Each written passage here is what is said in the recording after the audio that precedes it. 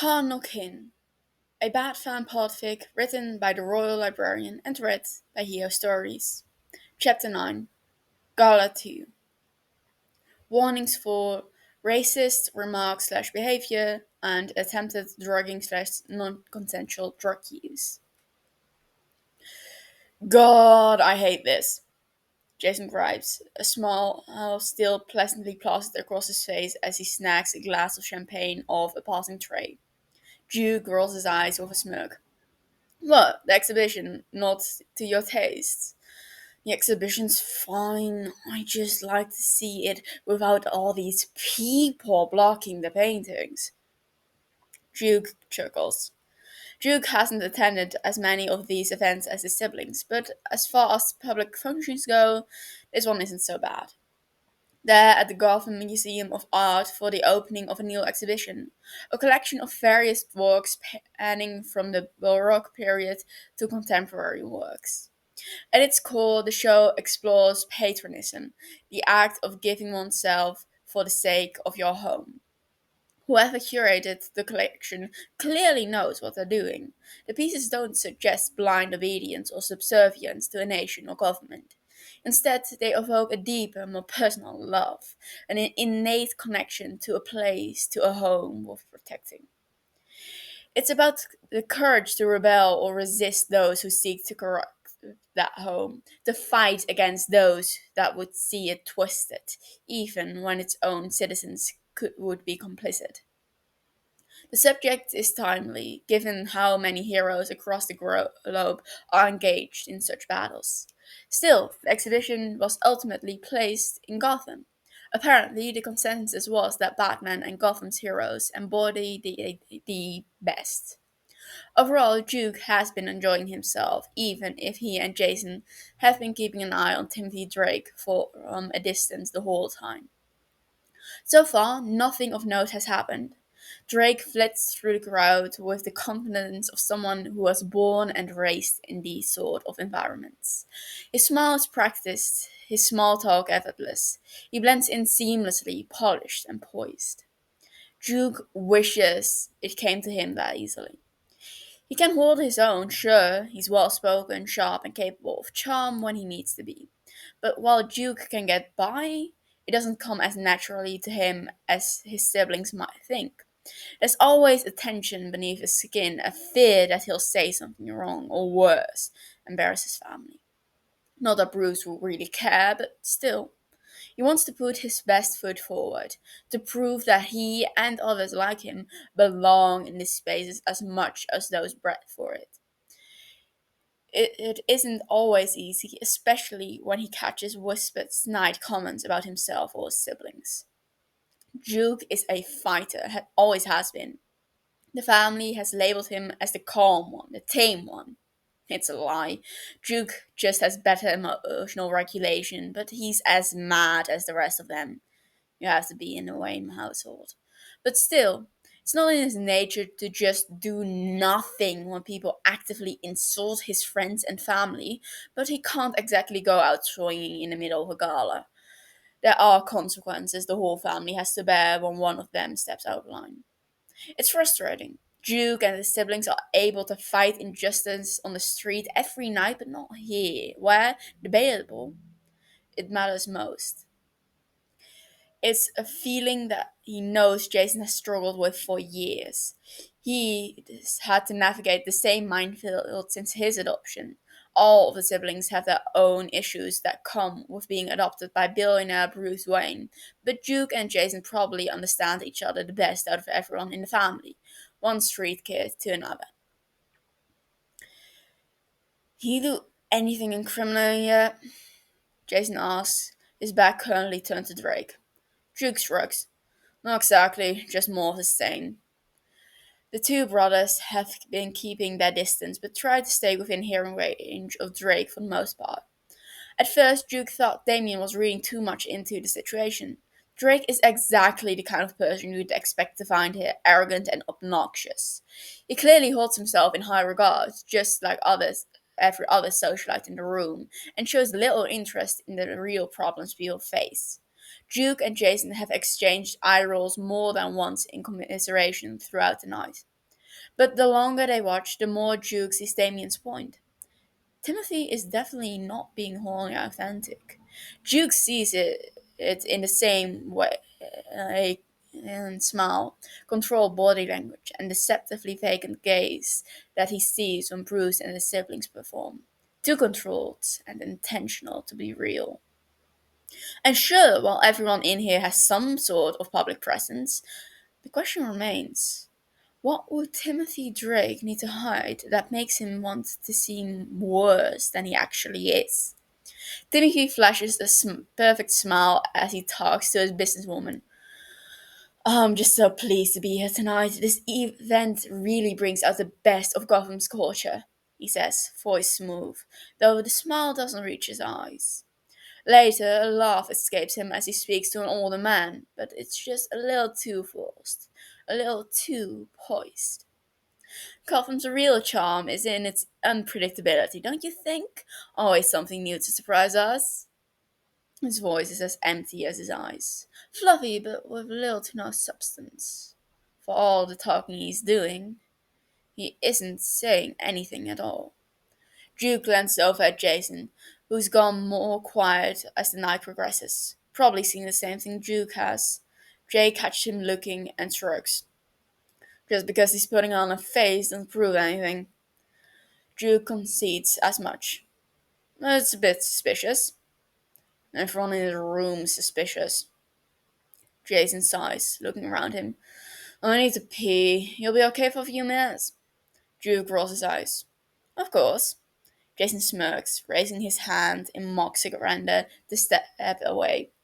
Just making sure, Narrows.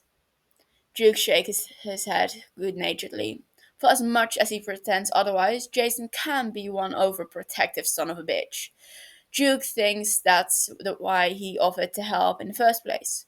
As much as he dislikes Drake and doesn't buy into Damien's claims, sketchy behavior like Damien is noting rarely means anything good. This is the guy Damien is working with day in and day out. If something about him is amiss, Jason will make it his personal mission to find out what. And Duke is right there with him. He doesn't have the same preconceived notions about Drake the rest of his family do. More than anything, he's curious if who Drake is presenting himself as isn't who he is, then who is he?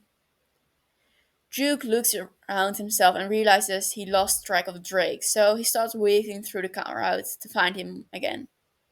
Once he spots him, Duke subtly manipulates the shadows cast by nearby columns as he moves, pulling himself deeper into the cover.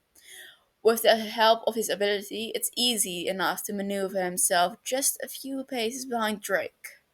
Duke has gotten good at disappearing in the shadows, even in broad daylight, thanks to working the day shift. For all intents and purposes, Duke is invisible to those who don't know how to look for him. Drake is conversing with a man Duke vaguely recognizes as one of Lex Luthor's lackeys, Jameson Campion. Campion has been circling Gotham's wealth and politics for years. Always just clean enough to avoid formal charges, but dirty enough that everyone in the know keeps him at arm's length. He's in his mid-50s, yet he refuses to be seen without a girl under 25 on his arm. His sham of a marriage notwithstanding. Duke would be that the girl he's with now is barely 20, maybe a college sophomore if he's being generous. She's dressed to impress but clearly uncomfortable, her smile tight and wavering as Campion keeps one possessive hand on her lower back. Duke's stomach twists. Drake is making pleasant, empty-headed conversations with him. Campion chuckles at something Timothy says, clearly enjoying the exchange more than he should. When he flags down a passing surfer with a raised hand and a flick of his finger like he's summoning a dog. He turns his back to both Drake and the girl to greet the surfer with a rehearsed, sarcastic warmth. Now turned towards where Duke is standing, Duke watches Campion select one of the flutes from the tray, and, in the same fluid motion, he drops something into the drink. A quick practice motion, barely a pause. Then he turns back with a wide smile, like nothing happened. and holds the glass out towards his date. Duke's mind sparks with panic. Shit, he needs to do something. Yes, he's in civilian mode right now, but that doesn't mean he can do nothing while this guy drugs and potentially rapes his date. Maybe he could get Jason to intercept her before Campion smuggles her out, or he could accidentally bump into her and knock the drink out of her hand, or before the drink can even lift her hand, Drake's own shoots out smoothly, pushing himself forward to take it instead. Thank you, he says to Campion. God, the week I've had, you would not believe, he mutters as he takes a large gulp. Duke's eyes go wide at the sight. Then Drake stops, as if just realizing he's overstepped. Oh, sorry, Cindy, that was meant for you, wasn't it? Here, let me get you another one. Drake slips away in search of another server. Duke's eyes never leave him as he navigates through the crowd, already planning how he'll get the drink away from him. When Drake passes by a plant and pours the drink out into the pot. Drake poured out the drink. He reaches the server and takes two fresh glasses from the tray, leaving the now empty one behind. He takes a large sip from one, making it look like the original, as he makes his way back through the crowd to Mr. Campion's side. The whole encounter takes less than 15 seconds. He's barely gone before he returns, as he didn't just save that young woman from who knows what horrors. Duke clams his jaw shut to stop himself from gaping. He knew. Drake knew the drink was drugged somehow. Not only that, he intervened. So casual, so unsuspecting. Duke barely realized it was happening before it was already done. How? Duke literally watched Campion spike the drink. It happened in an instant. From where he was standing, there was no way Drake could have seen it happen. Nobody would have caught it at all unless they were looking for it. Was Drake looking for it? You good? Duke startles hard as Jason seemingly materializes out of nowhere next to him. Jason raises a surprised eyebrow at him. It's rare for any of them, excluding Cars, to be able to sneak up on each other anymore. Yeah, sorry. Jason frowns, eyes searching his expression and seeing his discomfort. What happened? Jason listens as Duke explains what he saw. And it's. Oh, yeah. He's finally starting to understand why Damien has been so fixated on this. What Duke saw? What Drake did? That isn't exactly standard behavior for someone like Drake. If Campion was blatantly drugging her, that's one thing. But if Duke is telling it right, and Jason doesn't have any reason to think he isn't, Drake shouldn't have been able to tell, let alone act on it so seamlessly. It's something a bat would do. Jason shakes his head at himself. There's no need to go for that. Drake is smart. Damien himself said he's probably a genius, or close to. It isn't too much of a leap for him to think Champion, a known scumbag, might try something on his barely legal date. Still, for the first time, Jason thinks he's actually starting to believe what Damien has been saying. This isn't normal. The behavior implies that Drake both gives a damn and doesn't want to be seen giving a damn. There are other ways he could have addressed this situation, but they all would have involved Drake outing Campion and himself, potentially problematic, as it would have been Drake's word against Campion's. Instead, he acted in just the perfect way to make it look like an accident and stop the tragedy in its tracks. The fact Campion won't be held accountable kind of pisses Jason off, but ultimately it proves one thing. Timothy Drake is more than he appears. Jason isn't exactly sure what to do with that. He disliked the bastard almost immediately upon meeting him and has been vindicated of his judgments time and time again. But now it seems. Has he been manipulating them all from the start? Purposefully making people dislike him, the Wayne family specifically. For the next hour or so, Jason and Duke watch him like a hawk. It's pure luck Duke saw what he did before. Drake was so smooth they'd have never known had Duke been distracted. They're more careful though. Drake's situational awareness is clearly better than any of them would have thought. They utilize Duke's powers where they can, slipping in and out of the shadows of the ornate architecture. Once or twice, Jason is sure Drake has made them, his eyes sliding over them with a glazed look in his eyes. Yet, he never falters, continuing on as if nothing is amiss. In fact, as the night wears on, Drake seems to be getting looser. His tone becomes more casual, and his words just a touch slurred. Jason thinks nothing of it, probably an effect from the alcohol he's been steadily sipping on. The event is starting to wind down now, and Jason is ready for it to be over, even if they haven't managed to spy any more suspicious activity. Jason looks over at Duke and raises an eyebrow, silently asking him if he thinks it's time to go. Duke nods once, and Jason is just about to flag down another server to take his glass when he catches the new subject of conversation Drake is in. I heard a rumor you've got a Wayne's basketball working for you. How's that going? Jason tenses, as does Duke. They make eye contact with each other. Jason hesitates but ultimately shakes his head. It isn't worth it. He knows it isn't worth it, even if hearing some nobody talk shit about his family always makes his blood boil. Starting an altercation would only reinforce this fucker's bias and everyone else's who sees it happen. Not to mention what the news will say tomorrow. This is just how these things are, and they've always been, and there's nothing productive they can do about it. Now, if you're talking about Damian Wayne, it's going very well. Drake answers almost too calmly. He's quite gifted. I'll be exciting for him to take over Wayne Enterprise one day. Jason looks towards them as discreetly as he can. Drake's fingers briefly tighten around the stem of his glass before relaxing again, like he's forcing himself to stay in character. He's pretty sure this guy is one of Drake's partners, either a shareholder or head of another medical company that he works with, something like that. The guy's tall, probably in his late 40s, but already entirely grey. His presumably wife stands next to him airily. The bastard smirks and gives Drake a sympathetic look. You don't need to mince your words with me, Timothy. From what I've heard, the little brat is a downright tyrant.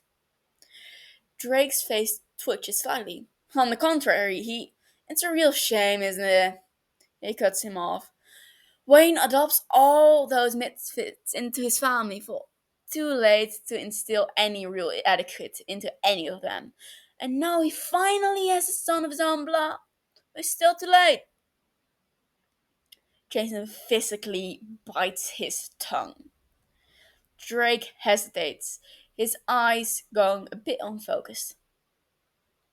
I don't know about that. From what I can see, I mean, really, Yet interrupts again. It's been years, and still no one knows a thing about his mother. Just look at him. He can't be expect much from such a low class of people. Jason reaches over to grab Duke's arm as a restraint to himself or to Duke. He doesn't even know. Duke clenches his fists, and Jason tightens his grip. If Duke wasn't here, nothing would stop Jason from putting this absolute asshole straight on his ass. But Duke is here, and Jason has to be an example. If Jason fights, so will Duke, and he isn't about to get his little brother into trouble just because he can't keep his cool. Drake, for his part, seems just as shocked as they are. It isn't exactly uncommon to hear snide comments thrown about the Wayne kids, but most of the socialites know how to insult without actually saying the insult. They aren't usually so blatantly evil or stupid. Silence meets the ghastly statement just a hair too long. Jason again manages to sneak a look at Drake, just in time to see his eyes turn frigidly cold. Jason's eyes widen, suddenly remembering every gossip magazine that labeled Timothy Drake as the spitting image of his mother. both in appearance and in temperament. I think we might have different definitions of low class, Mr. Thompson. Drake's voice sounds different now, a different register than before. It's lower, but not gravelly.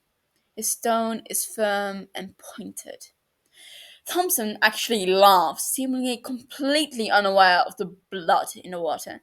Timothy, you don't need to censor yourself of me. Come on then. Tell me what you really think. Alright. Drake smiles, but it's all teeth. Didn't Bruce compare him to a shark just last night? The comparison's apt. I think it's a hard situation for everyone involved. He starts sympathetically. After all, growing up without a father would be difficult for any child, don't you think? Thompson tenses a bit, subconsciously wrapping an arm around his wife. I suppose so. But Drake continues. I'd far prefer a father who stepped up when given the chance and rectified the situation to the best of their ability. Imagine the alternative. Knowing about your estranged child and doing nothing? Drake laughs, too sharp, too mean. What a disgrace that would be. Don't you agree, Mrs. Thompson? Mrs. Thompson nods vigorously. A definite disgrace. What kind of man would do that? Indeed. Could such a person be even called a man? A father? Drake shaking his hands sadly. Yes, I much prefer a father like Bruce Wayne than an incapable coward. Duke and Jason exchange glances with wide eyes. Thompson clears his throat.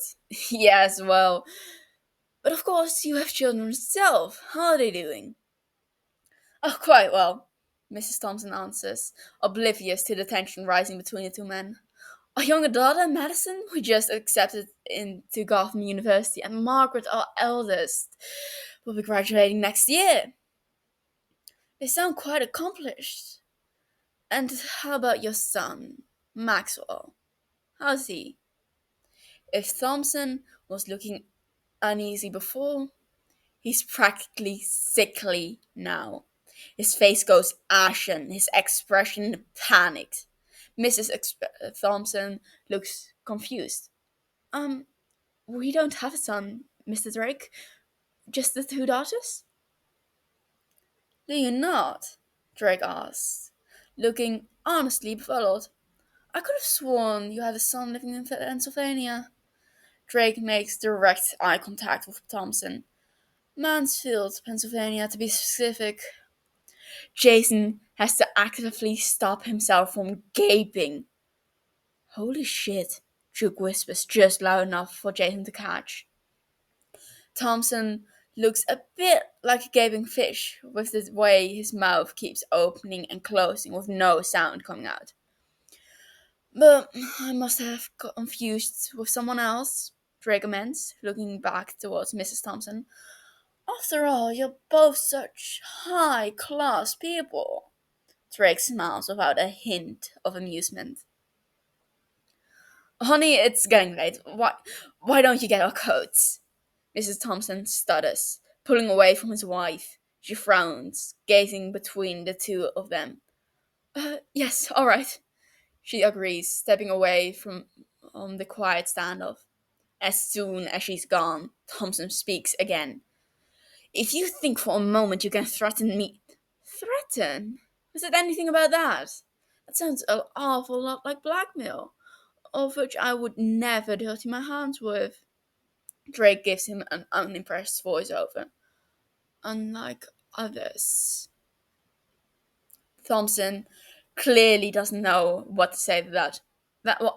What do you want? Drake steps closer and lowers his voice just so much that Jason has to strain himself to hear it. This is simple. You watch your mouth and I'll watch mine. Do we understand each other? Thompson scoffs. If this is about what I said about the Wayne bust, Do we understand each other? Thompson's eyes widen, properly afraid again, as he should be. Of course, of course, Mr. Drake. Timothy smiles, clapping a hand on his shoulders and making the man flinch. Good. Enjoy your evening, Martin. And with that, Timothy Drake takes his leave without a glance back. Jason and Duke stare at each other for a second, still shell shocked. Then Duke cracks a smile. Well, I'm convinced. They think he'd like to be a friend. What? Jason sputters. Duke!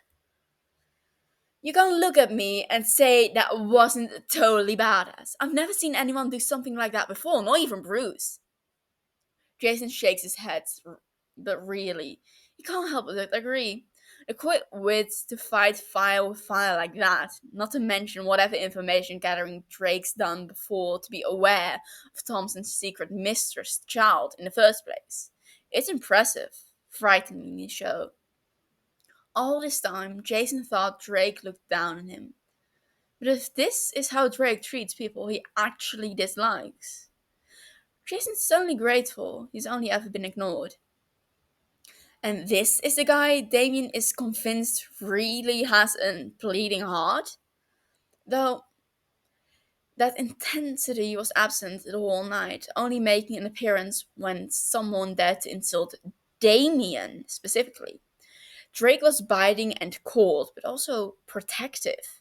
Protective of Damien, Jason's little brother, and damn it if that doesn't earn him a few points in Jason's book. Refocusing himself, Jason glances around and realizes Drake is gone, nowhere to be found. Do you see him leave? Jason asks Duke. There's only one direction exit out the hall they're in, and the two of them are standing pretty close to it. Duke shakes his head. I think he went down the hallway there, he says, gesturing over to it. Jason frowns. There isn't much down that way besides the bathroom. Jason's eyes widen as a few things suddenly click into place. Drake slightly loses his demeanor, the faint glassiness in his eyes, and something Duke said earlier finally hits him. Duke, when he took that drink before, did you say he actually drank from it? Duke's eyes widen to the implications setting in. Shit. Jason could slap both of them. They were so preoccupied with Drake intervening, seemingly aware of the drug, that they completely overlooked the fact that he fucking drank it. It probably wasn't much before he jumped it out, but depending on the drug, it could still have an effect on him. Come on, Jason barks, rushing as casually as he can. Tim groans into the quiet of the empty bathroom after thoroughly emptying the contents of his stomach. He flushes the toilet and passes his way out of the stall and towards the sink to wash his hands. He didn't drink that much. He didn't think that much of grabbing the drink from Campion. A quick switch solved the problem easily enough, but not before Tim took a gulp to start the axe. Even now, Tim has habits that belong to his old body. Taking anything drugged is a bad idea, but as a full-time vigilante, Tim's body has built up a reliance towards most toxins. One drink wouldn't have affected him at all before, but now, well. Still, he's surprised it's affecting him so much. He doesn't have the tolerance he did before, but he has some tolerance. Whatever the Campion put in the champagne must have been particularly potent. Good. All the more reason for him to feel it instead of the girl. It's been about 60 minutes since he ingested the drug, meaning it's probably about to hit its peak. He needs to get out of here as soon as possible. The door to the bathroom suddenly bursts open and Tim straightens the best he can. The event is practically over now. There shouldn't be. Of fucking course. Tim stares through the mirror's reflection, watching Jason and Duke rush in. They give him a once-over, and he tries to appear unaffected, probably fails. They've been watching him all night, probably in response to his and Damien's little disagreement yesterday. Tim just ignores them as best as he could and went on with his evening as usual. He doesn't think they saw him switch out the drink, but he can't be certain. Duke has better control of his powers now than he did when Tim drew him more experience. It's harder to track him in a crowd, especially after he was drugged. Still, Tim doesn't want to tip them off. He kept moving, stuck to the act, hoping the drug might even help sell the tipsy rich boy but look, but by the time he was speaking to Thompson, everything started slipping. Then the boss just had to open his big mouth. It was reckless and stupid of him to call out Thompson so blatantly, but his head hurts, his mind is fuzzy, and the asshole just wouldn't shut up about his brother. And now these two are here doing something. God, what is with his luck these days? Tim steels himself, ignoring his protesting body, and turns towards them, raising an unimpressed eyebrow at their staring. Can I help you? Jason starts unintelligently. We were just, Duke steps forward. Um, I'm Duke Thomas. This is Jason Todd Wayne, he says. Tim squints at them, trying to get what they're playing at, but he's having a harder time than usual or focusing on anything. I know who you are, he says, throwing a vaguely cold look towards Jason specifically. In this life, they've only spoken a handful of times, but there's always been an undercurrent of animosity between them that Tim has done nothing to dissuade, only feed. Um, right, cool, Duke nods. Tim raised an eyebrow. Is there something I can do for you? He repeats. They were clearly looking for him, but with how they're behaving, he isn't sure they know why any more than Tim does. Our brother works for you, Damien, Duke says sternly. Tim really isn't in the proper headspace to spar through what's happening right now, so he just nods. Yes, he does. So Duke throws a glance between him and Jason, who just shrugs. Duke looks back to Tim and exhales as if saying, fuck it. We heard what you said out there. You stood up for him and we just want to say thanks. Tim tenses. God damn it! Is he losing his reputation with all the Waynes now? Tim shrugs as casual as he can.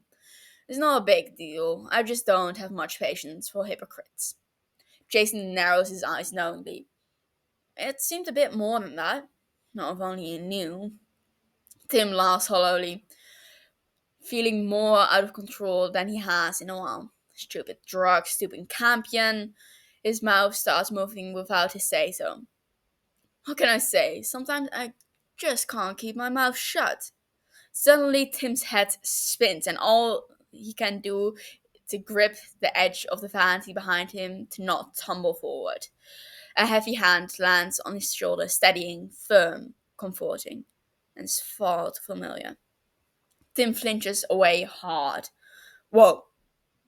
Jason raises his hands into Tim's eyeline and steps a half step back, giving him space. Just trying to help. You look like you are about to fall over. Tim squeezes his eyes shut, willing his mind to be clear.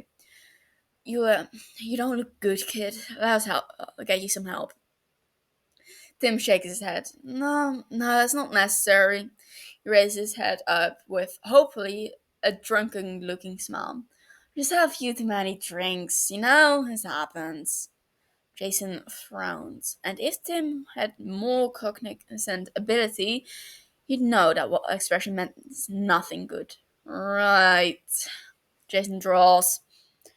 Tim straightened himself, trying to seem ineffective, even as he feels the drug kicking into gear properly. Really, I think I'm just going to head home now.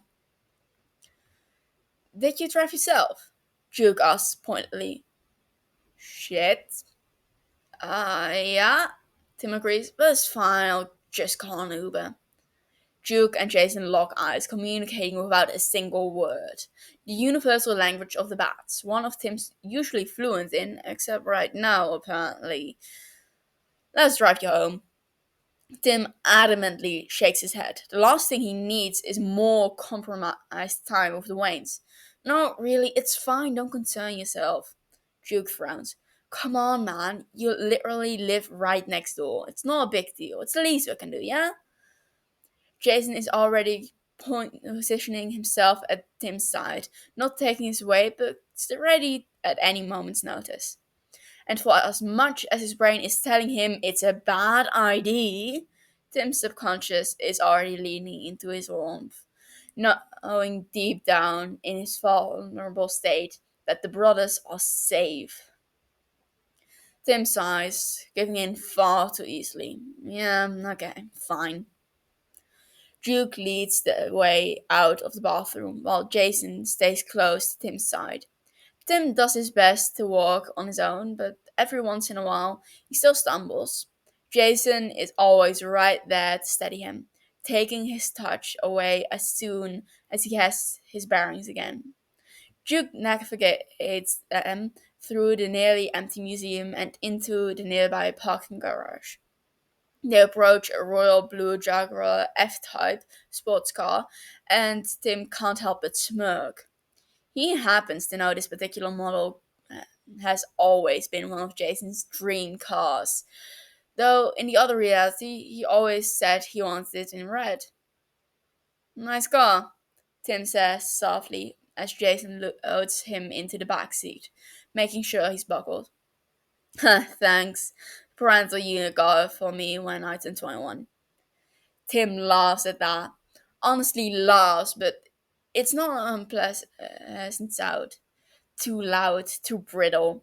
It's a joke the Titans used to make, referring to their various mental slash family members as their parental units. They probably make those same jokes with Jason now, since, he never died and Tim never joined. The thought sobers him, a bit of sweet smile staying firmly on his face. He officially hates this drug. Jason and Duke trade a concerned expression, unbeknownst to Tim, his consciousness fading in and out now. Tim doesn't remember most of the drive. He sometimes comes into awareness, but for the most part, he's just dizzy. At some point, he feels a sharp pain on his arm, like somebody's trying to inject him with something. He pulls away, ready to fight off his attacker, but then he hears the soothing sound of his brother's voice. It's alright. I'm just making sure you'll be okay. He hears vaguely. Oh, they're checking his blood then. That's fair enough. Tim has no idea what he's ingested or why it's affecting him so strongly. He should be fine, he hears Duke say. Well, really lucky he intervened. If that girl would have drank the whole glass, the dosage would have killed her. Bastard, Jason growls. I'll look into him tomorrow, make sure his supply is cut off at the very least. Duke hums in agreement. Do you need help getting him inside? No, I should be fine. Stay in the car in case B gets antsy. Tim hears the sound of the car door opening and closing. Then a burst of cold air hits him and a large hand shakes Tim's shoulder. Come on, kid. We're at your house. I'll get you in. Tim groans, curling in on himself. Just let me sleep, Jan. The hand pulls away suddenly. Did he just call you? He's just out of here, Jason dismisses. You think he'd be okay with me carrying him? You know him better than I do. I'm starting to doubt we know anything about him at all. Duke scoffs. You believe Damien now? Shut up. Tim is suddenly weightless, cradled in firm, warm arms. He knows he should be concerned about that. He's so rarely touched by anyone anymore. But his brain registers no alarm. Instead, he hums with a quiet certainty. This is safe. This is fine. My brain is fairly wrong. I'm very smart that way, he thinks to himself.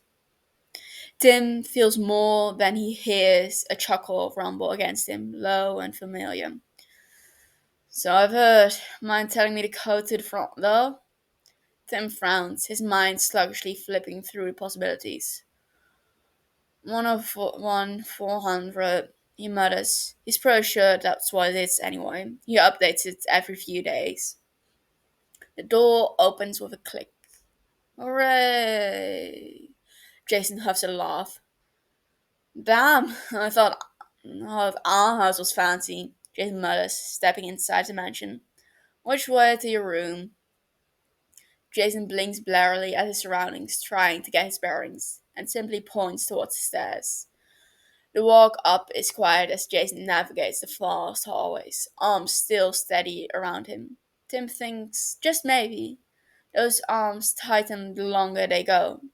They're on the second floor now, and Tim hastily directs Jason towards the hallway. Fifth door to the left, Tim says, then slumps back into the comfortable arms, his task complete. Jason's gaze is soft, but not silent, like Tim knows he could be. His footsteps seem to echo loudly, a sharp contrast to the mansion's typical cavernous silence. You really live here all by yourself? Jason asked softly, pushing open the door into Tim's room. It isn't the room he grew up in, but it isn't his parents' bedroom either. Both felt like things of the past.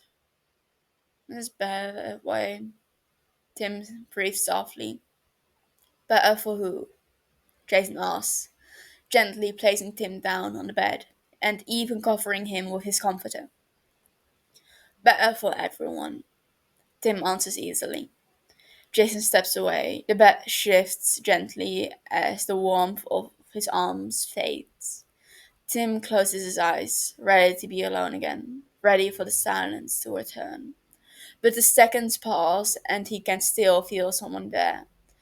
Tim forces his eyes open and is met with the sight of Jason still lingering in the doorway, uncertain and awkward. He exhales, sounding almost pained. I'll see you around. Okay, Tim? Tim smiles. At least his subconscious was giving him a nice dream. Yeah, sure, Jason. Pain. All he knows is pain. Tell me which hurts more, A or B? Forehand or backhand? Jason spits into his face. I'm going to have to teach you a lesson. Hit, slap. I'm just gonna keep beating you with this crowbar.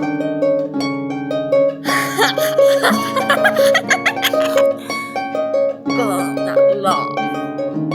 He just wants it to stop. He wants it to stop. And eventually, it does. Green. All Jason can see is green. It invigorates him just as much as it burns, driving him forward to hurt, to kill. His body beneath him, choking on their own blood. Jason dips his fingers into it, vindictively writing a bloody message on the wall. Jason thought was here. Jason wakes with a muffled scream. For a second, he can't breathe at all for the panic that grips him. It isn't uncommon for him to have nightmares. They all do. But this wasn't a normal nightmare. It was like, it felt like his door cracks open and he instantly tenses, going for the throwing star under his pillow, but it's only Dick. Dick raises his hands up where Jason can see them. Whoa, it's just me, Jaybird, he says smoothly. I heard you. Do you want company or no? Jason exhales shakily. Please. Dick rushes forward, instantly encasing his younger brother into a secure, protective hold. Shh. It's alright now, little wing. It was just a dream. Jason bites back a whimper, bites back the impulse to insist it wasn't just anything, trying to maintain some dignity, even if it's just Dick. He goes through his breathing exercise just like Bruce taught them, slowly calming down with every passing minute. Do you want to talk about it? Dick hesitantly asks when his breath evens out again. Jason reviews the dream in his mind, trying to decide whether or not that's a good idea, only he can't quite grasp the images anymore. It's like trying to catch smoke, the imagery gone before he can grasp it. I I can't remember anymore. That's chapter 9. Well, I haven't listened back to the last part. Um,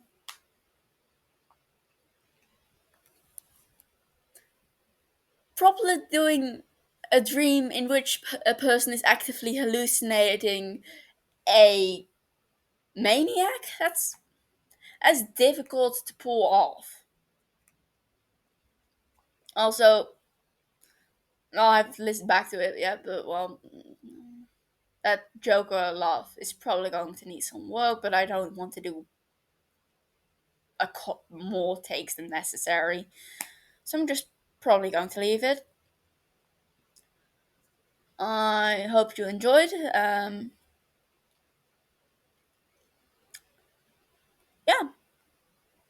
thank you for listening. See you next week.